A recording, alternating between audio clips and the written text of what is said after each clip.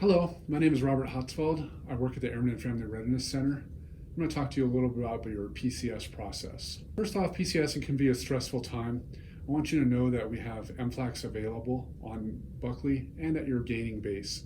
MFLAC stands for Military Family Life Counselor. These are counselors that can see members for up to 12 sessions per issue. It's a completely confidential program where no documentation is kept, and the only time that they have to talk to anybody about what you've said is in a duty to warn circumstance where there's a threat to life or safety. PCSing is a time where spouses may need to find a new job.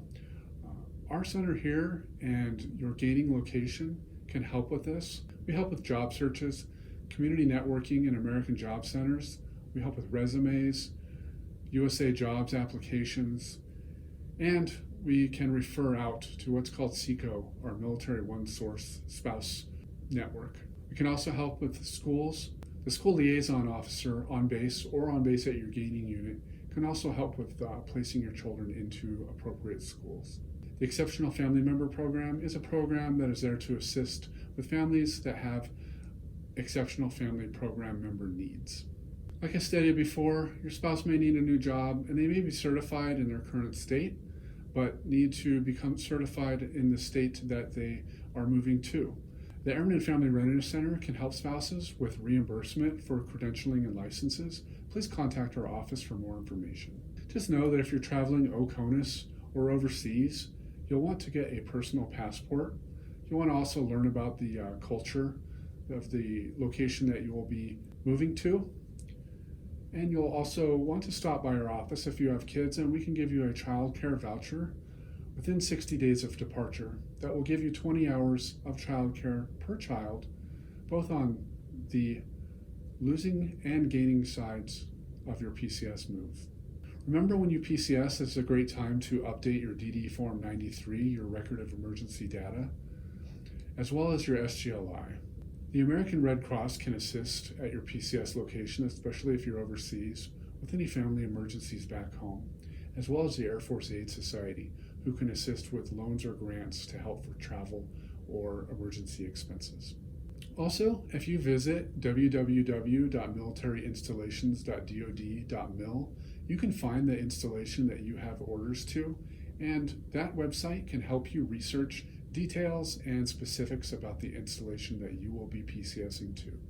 Thank you for your time. Enjoy your next assignment, and remember, we're always here to help. 720-847-6681 is our phone number, and you can call us at any time during your PCS move. Thanks so much. Hi, my name is Morgan. I'm one of the financial counselors at the Airman and Family Readiness Center, and I'm going to talk to you a little bit about getting personally financially ready for your PCS move. So we're going to cover your PCS expenses.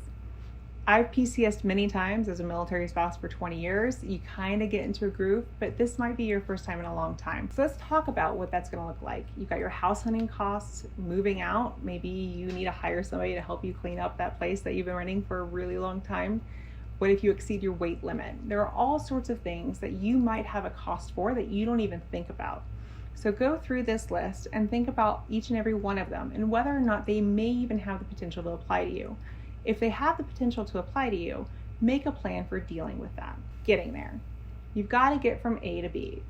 TMO is going to walk you through all of the different allowances that you're entitled to from your beginning of the move to the end of the move. Transportation is one of those. However, you might need to pay for it out of your own pocket up front.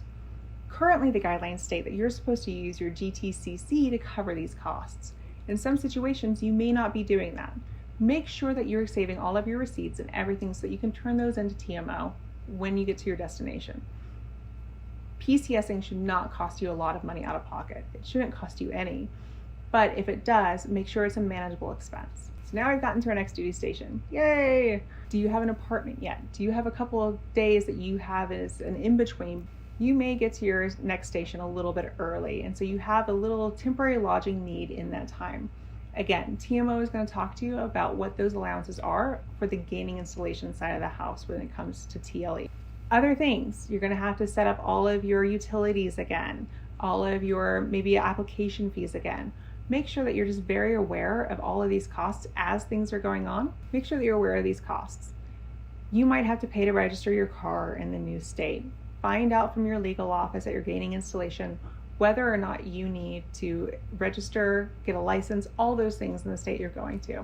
One of your most difficult things may be securing childcare when you get to your new installation.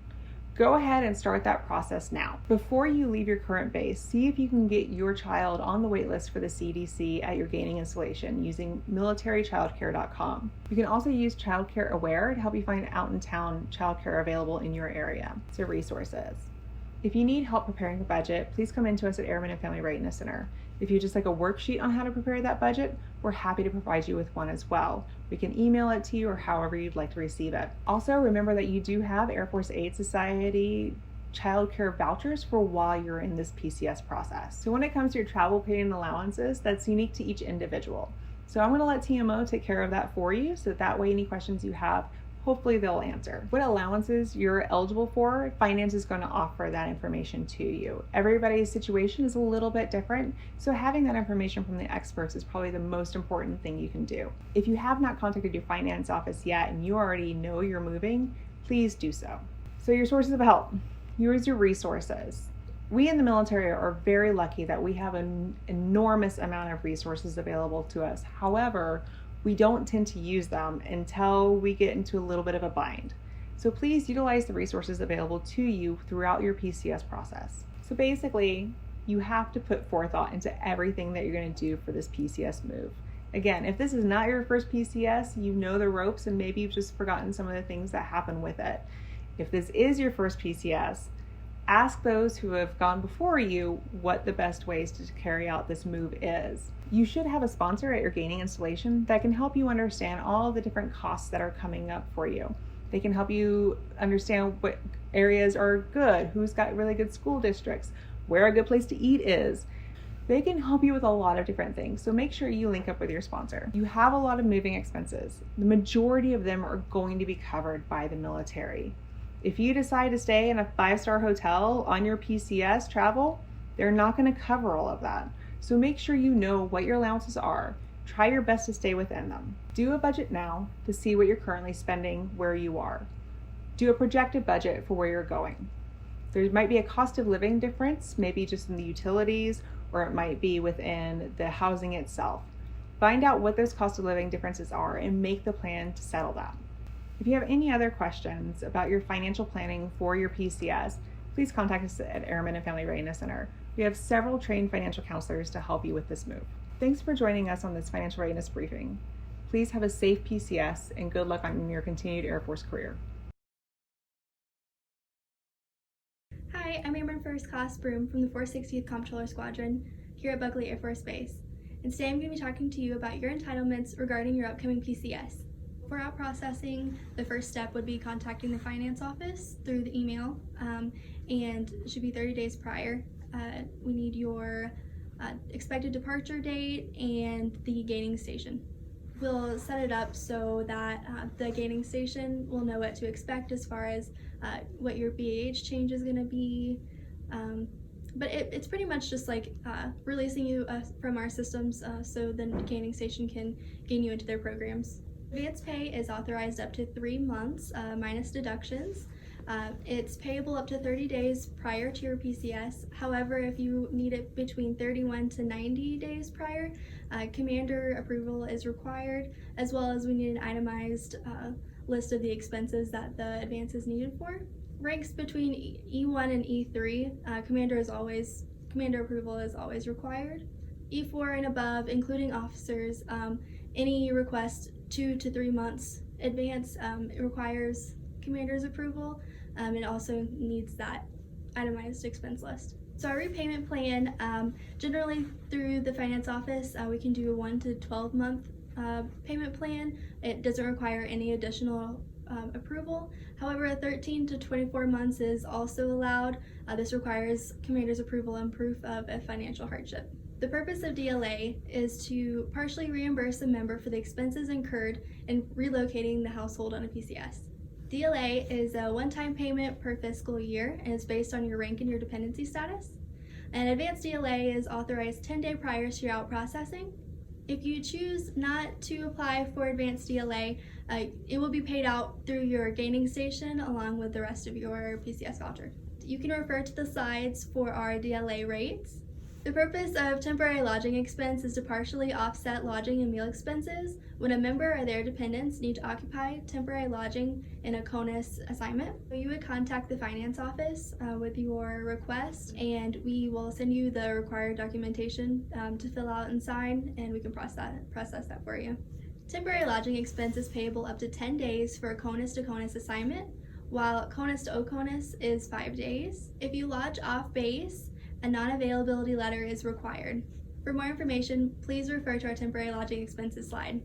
Common reimbursable expenses include lodging that's authorized at the departure or arrival ports, taxis and shuttles to and from the airport, and airfare paid by the GTC and your personal credit card. For more information, please refer to our helpful link slide, or visit the Defense Travel Management Office website. Please feel free to contact our office with any questions. Hi, my name's Chelsea. I work with the TMO office at Buckley Air Force Base. Today I'm going to be talking to you about what happens when you get your orders to PCS. You'll go through the whole process of going to move.mil, creating an account, uploading your orders. You can actually create your whole move in there as well. Once that happens, it shows up in our queue, and then one of our counselors will go in there and grab it. We'll be in contact with you, and then start your move process from there.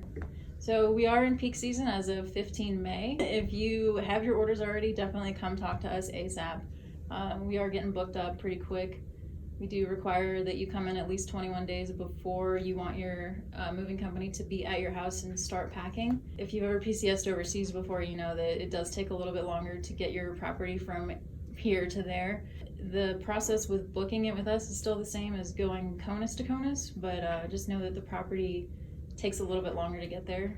You do have different entitlements with overseas as well. So you have a unaccompanied baggage, which is a smaller shipment and it takes less time to get there. And then you have your household goods shipment, which is the regular, the majority of your property. And then you also have the entitlement of doing non-temporary storage, which is where your property stays here in Colorado while you are overseas. It just stays in a storage facility, and then whenever you get your next orders or you come back to the States, you can request to get that released. If you're PCSing stateside, you can do a household goods move or a DITY move, or you can do both, where you do a partial DITY, or a PPM as we call it. During the COVID-19 response that we're getting right now, it is required to wear a mask while the movers are in and out of your house. The movers will be wearing masks as well. But besides that, there's no change in how they pack your property. They'll still be respectful with it. They're still gonna pack everything up. They're still gonna go through your entire house with you, do the inventory and everything like that. It's just masks are required. As you're in DPS creating your move, you can actually put what base you're going to if you don't have an address yet. What that does is it just prompts the movers. It tells them like, hey, we're military. They'll call you when your property gets there. They'll ask you for your delivery address. If you don't have one, just let them know. They'll put it into storage. It can stay there for up to 90 days.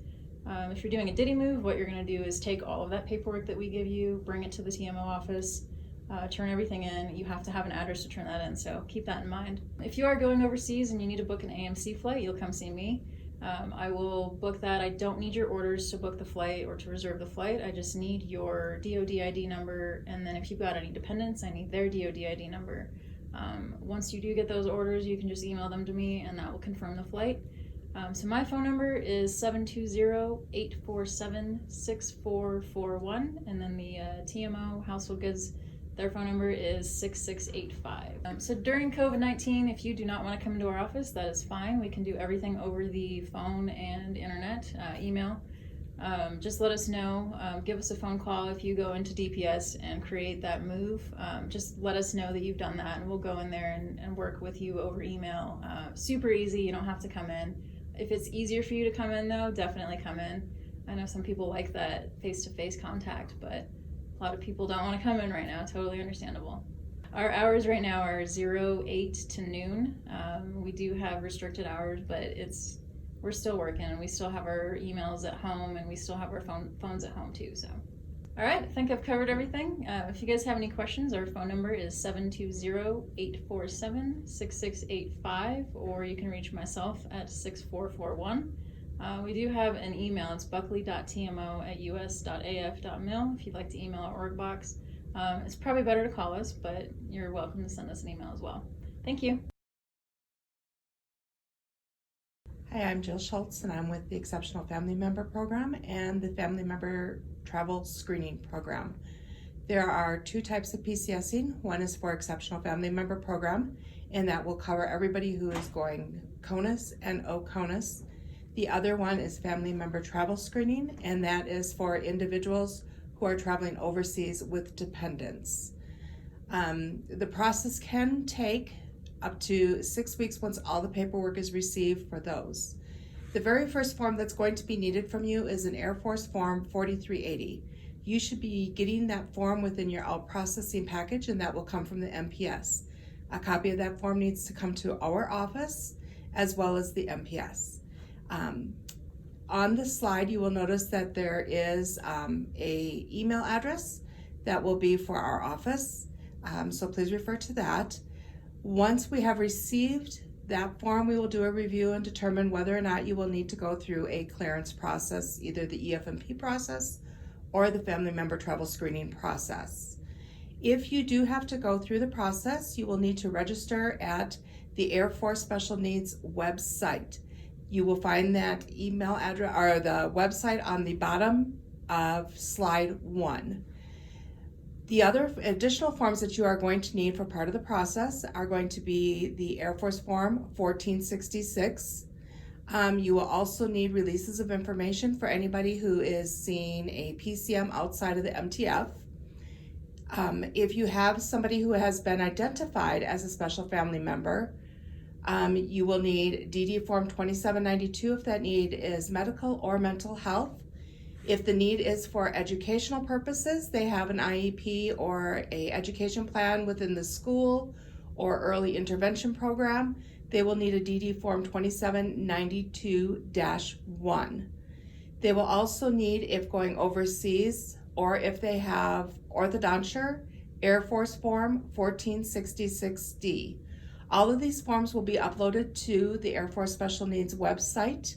Once all this is done, I will be notified in my office that the application is complete and we'll begin the review process.